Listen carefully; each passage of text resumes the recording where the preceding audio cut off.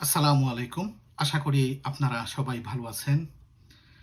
আজকের এই ভিডিওটাতে আমরা আলাপ করার চেষ্টা করব যে জাপানে থেকেও কেন অনেকের জীবন একেবারেই বদলায় না।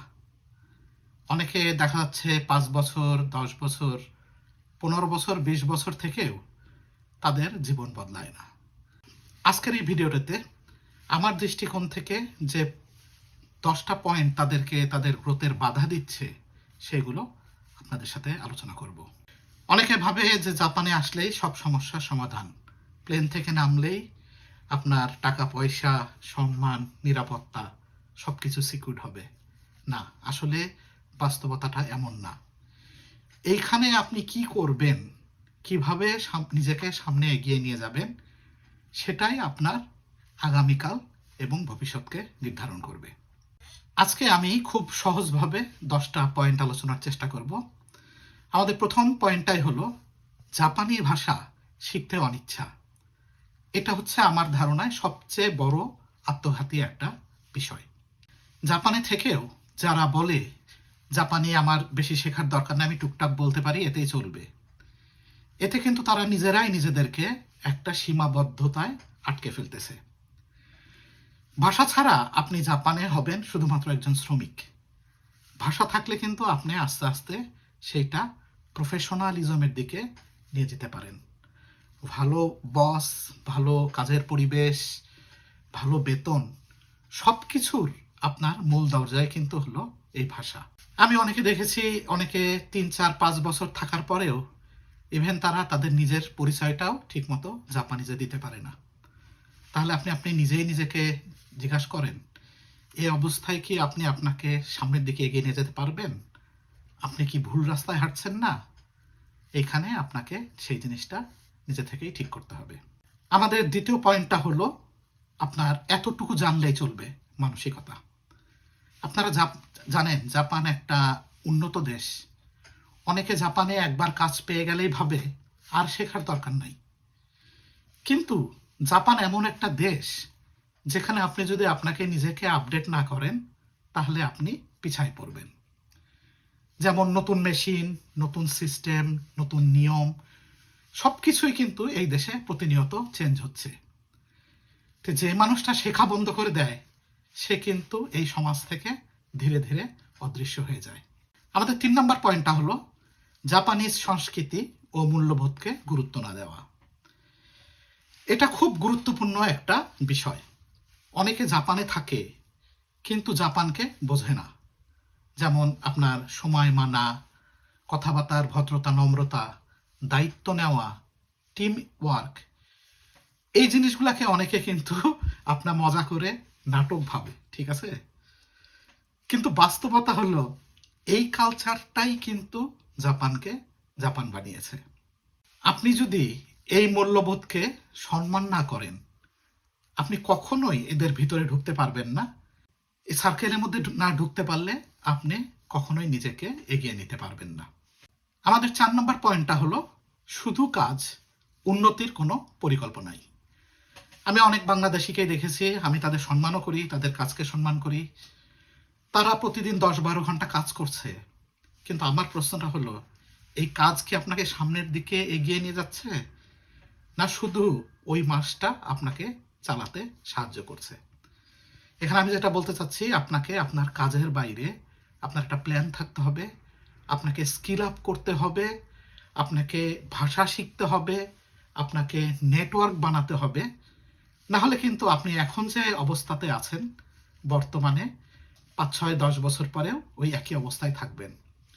আমি যদি একজন ইঞ্জিনিয়ারের কথা দিয়ে জাস্ট উদাহরণ দেই, আপনি ওরাকলের একটা সার্টিফিকেট নিতে পারেন, আপনি প্রজেক্ট ম্যানেজমেন্টের পিএমপি পরীক্ষা দিতে পারেন, আপনি মাইক্রোসফটের একটা সার্টিফিকেট নিতে পারেন, আপনি AWS সম্পর্কে একটা সার্টিফিকেট নিতে পারেন। এইভাবেই কিন্তু একটু একটু করে নিজেকে স্কিল আপ করে আপনাকে আগায় নিতে হবে, না হলে আপনি একই জায়গায় থেকে যাবেন। আমাদের ৫ নম্বর পয়েন্টটা হলো ভুল মানুষ, ভুল পরিবেশ। আপনারা জানেন আপনার চরিত্র, আপনার ব্যবহারটা ঠিক ওই রকম হবে আপনি যেই মানুষগুলোর সাথে মিশেন। আপনি যেই মানুষগুলোর সাথে খুব বেশি মিশেন, প্রথম ৫-১০ জন মানুষ, তারা কিন্তু আপনার জীবনে অনেক ইম্পর্টেন্ট, এবং তারা যদি নেগেটিভ হয় তাহলে আপনার জীবনটাও আস্তে আস্তে নেগেটিভ হবে। তারা নেগেটিভ হলে আপনাকে যেটা প্রতিদিন ইনফ্লুয়েন্স করবে সেটা হলো যে জাপান খারাপ, জাপানের পরিবেশ খারাপ, জাপানের কোম্পানি খারাপ, বেতন খারাপ, বস খারাপ, ইত্যাদি ইত্যাদি। তারা সারাদিন খালি আপনার সাথে নেগেটিভটা আলাপ করবে। এতে হবে কি, আপনার পার্সোনাল গ্রোথটা থেমে যাবে এবং আপনিও ধীরে ধীরে একজন নেগেটিভ পার্সন হিসাবে পরিণত হবেন। এবং আপনি যখন একজন নেগেটিভ পার্সনে পরিণত হবেন, আপনার গ্রোথটা ওইখানেই শেষ হয়ে যাবে। সুতরাং আপনি কার সাথে মিশছেন, কার সাথে সময় দিচ্ছেন, এটা কিন্তু খুব ইম্পর্টেন্ট বিষয়। আমি মাঝে মাঝে আমার ভিডিওতে বলি, দুষ্ট গরুর থেকে শূন্য গোয়াল ভালো। আমার লাইফে আমি কোনো নেগেটিভ মানুষের সাথে মিশি না, এবং আমি যখনই বুঝতে পারি যে সে মানুষটা নেগেটিভ, আমি সেখান থেকে আস্তে করে চলে আসি। আমাদের 6 নম্বর পয়েন্টটা হলো নিজের জীবনের দায়িত্ব অন্যর ঘাড়ে চাপানো। আমরা অনেকেই মনে করি যে এজেন্সি এটা ঠিক করে দিবে, বস ওইটা ঠিক করে দিবে, তারপরে পরিবেশ এটা ঠিক করে দিবে, ওই ভাই আমাকে এটা হেল্প করবে। কিন্তু না, আপনার নিজের স্কিল, আপনার নিজের ভবিষ্যৎ, আপনার নিজের চাহিদা ভবিষ্যতে কিভাবে মেটাবেন, সব দায়িত্ব আপনার। এই বিদেশের মাটিতে আপনাকে কেউ ওইভাবে হেল্প করবে না।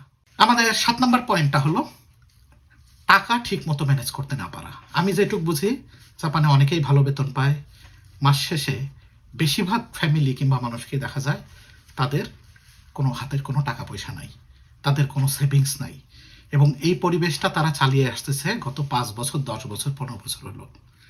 তো এইখানে আমি আপনাদের যেটা বলতে চাই, আপনাদের নিজেদেরকে ফাইন্যান্সিয়ালি লিটারেট করতে হবে, ফাইন্যান্সিয়াল এডুকেশন শিখতে হবে, ইনভেস্টমেন্ট শিখতে হবে, এবং নিজেকে সামনের দিনগুলোতে এগিয়ে নিয়ে যেতে হবে। আমাদের 8 নম্বর পয়েন্টটা হলো পরিষ্কার লক্ষ্য না থাকা। অনেকেই জানে না যে সে 5 বছর কিংবা 10 বছর পরে নিজেকে কোথায় দেখতে চায়। ভালো কাজ করতে চায়, নিজে একটা ব্যবসা করতে চায়, একটা স্থায়ী জীবন পেতে চায়। লক্ষ্য ছাড়া আপনারা জানেন যে জীবন কিন্তু একটা দিকহীন। আর আপনারা এটাও জানেন যে একজন দিকহীন কিংবা নির্দেশনা হারা মানুষ, সে যে দেশে যাক, সে সেখান থেকে হারিয়ে যাবে। আমাদের 9 নম্বর পয়েন্টটা হলো ভয় আর কমফোর্ট জোন। এইখানে জাপানে আসার পরে অনেকেই কিন্তু সুযোগ পায়, কিন্তু অনেকে নেয় না। তাদের ভাষার ভয়, ফেল করার ভয়, সমালোচনার ভয়, এইগুলা তাদের মধ্যে কাজ করে। কিন্তু আপনারা হয়তো জানেন কিংবা বুঝেন, যারা আজকে জাপানে কিংবা অন্য দেশে যে একটা ভালো জায়গায় আছে, তারা কিন্তু এর মধ্যে দিয়েই পার হয়ে এসেছে, এবং তারা এই ভয়কে অতিক্রম করেই আজকে এই জায়গায় পৌঁছেছে। তা আপনি যদি আপনার জীবনকে বদলাতে চান, আপনাকে কমফোর্ট জোন ছাড়তেই হবে। আপনি যদি কমফোর্ট জোন ছাড়তে না পারেন, আপনি যদি নিজেকে ডেভেলপ না করতে পারেন, তার মানে আপনি প্রতিদিন একটু একটু করে আগানো তো দূরের কথা, নিজেকে পিছাই ফেলতেছেন। আমাদের 10 নম্বর পয়েন্টটা হলো জাপান সব দিবে। এই ভুল বিশ্বাসটা আপনার অন্তরে ধারণ করা। হ্যাঁ, জাপান আপনাকে সুযোগ দেয়, জাপান আপনাকে গাইড দেয়, জাপান আপনাকে শিখতে সুযোগ করে দেয়, কিন্তু আপনার জীবনটা কিন্তু আপনাকেই করতে হবে। সেই জন্য পরিশেষে আমি বলতে চাই, শুধু দেশ বদলালে কিন্তু আপনার লাইফ বদলাবে না। শুধু বাংলাদেশ থেকে আপনি জাপানে আসলেন আর ভাবলেন যে আমি একটা সুন্দর জীবন পেয়ে গেলাম, আমি একটা ভালো দেশে চলে আসছি, আমার আর কোনো চিন্তা নাই, এটা কিন্তু আপনার জন্য কাজ করবে না। আপনাকে একটা সুন্দর লাইফ প্ল্যান থাকতে হবে। লাইফ প্ল্যান অনুযায়ী আপনাকে প্রতিদিন নিজেকে একটু একটু করে এগিয়ে নিয়ে যেতে হবে। আশা করি ভিডিওতে আমি যে মেসেজগুলো দেওয়ার চেষ্টা করেছি আপনারা বুঝতে পেরেছেন, এবং সেইভাবে একটু একটু করে নিজেদের এগিয়ে নিয়ে যাওয়ার চেষ্টা করবেন। সবাই ভালো থাকবেন। Thank you. Have a nice day.